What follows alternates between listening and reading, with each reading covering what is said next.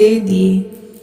तब राजा ने कहा, महाराज, मेरी प्रार्थना स्वीकार करें कि जैसा दुख आपने मुझे सौंप दिया है ऐसा और किसी को न दे। शनिदेव ने कहा कि तुम्हारी यह प्रार्थना स्वीकार है। जो मनुष्य मेरी कथा सुनता या कहता है उसको मेरी दशा में कभी किसी प्रकार का दुख नहीं होगा, और जो नित्य ही मेरा ध्यान करने लगता है और करता है, चींटियों को आटा डालता है, उसके सब मनोरथ पूर्ण होंगे। इतना कहकर शनिदेव अपने धाम को चले गए। राजकुमारी की आंख खुली और उसने राजकुमारी के हाथ और पांव सहित सलामत देखे तो आश्चर्य की सीमा न रही।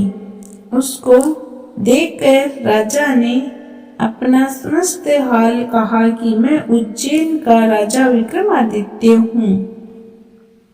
यह बात सुनकर राजकुमारी अत्यंत प्रसन्न हुई।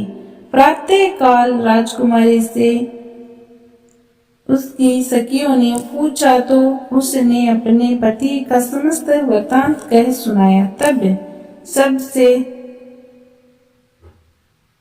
मिलकर बहुत प्रसन्न हुई और सब सखियां प्रसन्नता प्रकट की और कहा कि ईश्वर ने आपकी मनोकामना पूर्ण कर दी। जब उस सेठ ने यह बात सुनी तो वह विक्रमादित्य के पास आया और राजा विक्रमादित्य के पैरों पर गिरकर क्षमा मांगने लगा कि आप मेरे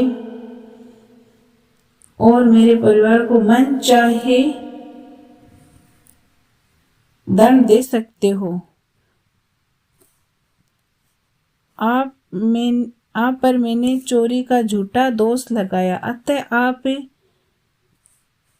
मुझे मन चाहे दंड दे सकते हो।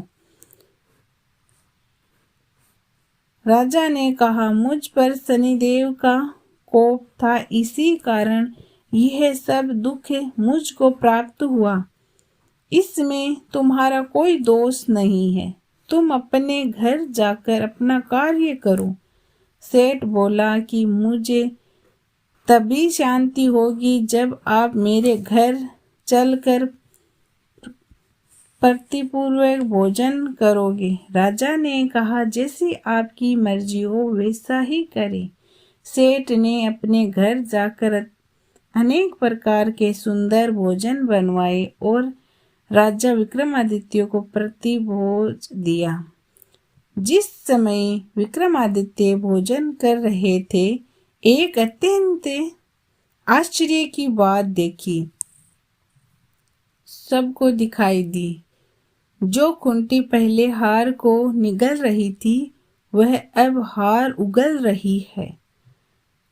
जब भोजन समाप्त हो गया तो सेठ ने हाथ जोड़कर बहुत सी मोहरें राजा को भेंट की और कहा कि मेरे श्री कुंवर नाम एक कन्या है, उसका पाणी ग्रहण आप करिए। इसके बाद सेठ ने अपनी कन्या का विवाह राजा के साथ कर दिया और बहुत सा दान दहेज आदि दिया। इसी प्रकार कुछ दिन तक वहां निवास करने के पश्चात विक्रमादित्य ने शहर के जाने के लिए कहा। तब उज्जैन जाने की इच्छा है, राजा ने कहा। फिर कुछ दिनों के बाद विदा लेकर जाने की इच्छा है। फिर कुछ दिन के बाद विदा लेकर राजकुमारी मनभावनी सेठ की कन्या श्री कुंवरता दोनों शहर के दहेज में प्राप्त अनेक दास दासियां, रथ और हाथी घोड़े दहेज में प्राप्त हुए और पालकियां सहित विक्रमादित्य उज्जैन की तरफ चले। जब वे शहर के निकट पहुंचे और पूर्ववासियों ने राजा के आने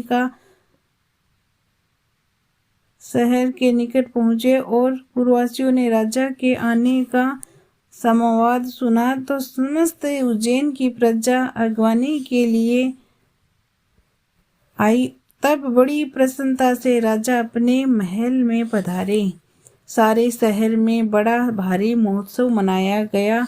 रात्रि में दीपमाला की गई। दूसरे दिन राजा ने शहर में यह सूचना कराई कि शनिश्चर देवता सब ग्रहों में सर्वोपरि है। मैंने इनको छोटा बतलाकर इसी से मुझको यह दुख प्राप्त हुआ है। इस कारण सारे शहर में सदा शनिश्चर की पूजा और कथा होने लगी।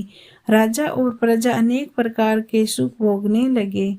जो कोई शनिश्चर की इस कथा को पढ़ता या सुनता है, शनिदेव की कृपा उस पर सदा सदा बनी रहती है। बोलो ओम शांति, ओम शांति।